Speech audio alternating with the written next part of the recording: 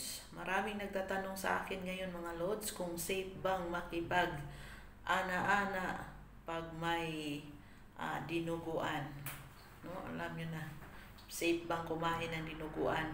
So hindi ko nabanggitin kung paano yung mga wordings ko, no? Kayo na lang ang dyan sa mga wordings ko, kaya mahirap na maano tayo, ma-taps pa tong natin, channel natin. So sa mga hindi kilala dyan, ako po si Inday V, ang yung open-minded vlog. So kung hindi ka open-minded, huwag ka nang manood sa aking video at ma-stress ka lang, no?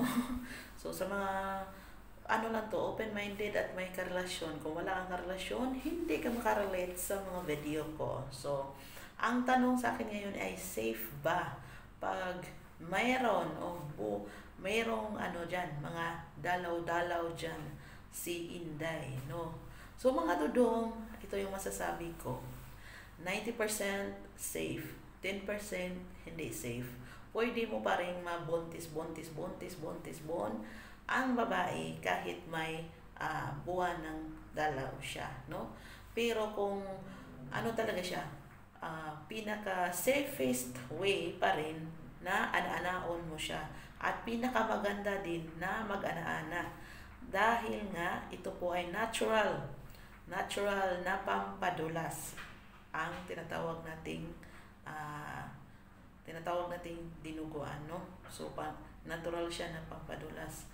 So napaka-messy man ito, sa mga of course manidiri ka talaga, hindi mo talaga kaya, no? Sa mga hindi dyan, no? Pero kung ikaw yung totoong Pinoy, hoy, of course kayang-kaya yan, no? So para hindi kayo masyadong gawin nyo lang ito doon sa running water, no? Alam niyo na, sa banyo while naliligo, no? So yan po yung magandang gawin doon, no? Yan yung magandang area na doon nyo ano ba yung tawag noon? Nasa dila ko, i-perform yung mga ganyang bagay, no? So napakaganda nito.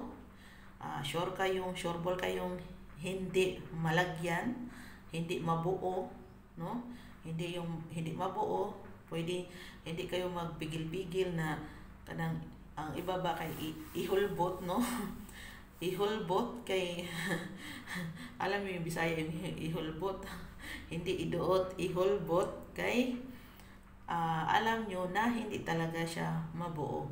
Pero kung ikaw po ay maselan sa mga bagay na ganito, huwag nyo nang gawin. Pero ito yung sinasabi ko, napakaganda nito na araw na mag-perform. Kasi nga, safe, tapos siya, natural na pampadulas at hindi masyadong masakit mawala yung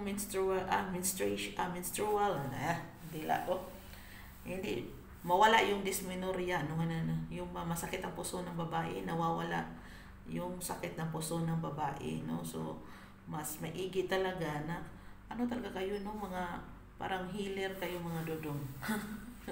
No? Nawawala yung bara kasi nga na alam nyo na, no? Lumalabas yung mga buo-buo dyan. So napakaganda itong gawin, naka-benefits ang babae, naka-benefits ka din, dodong, no?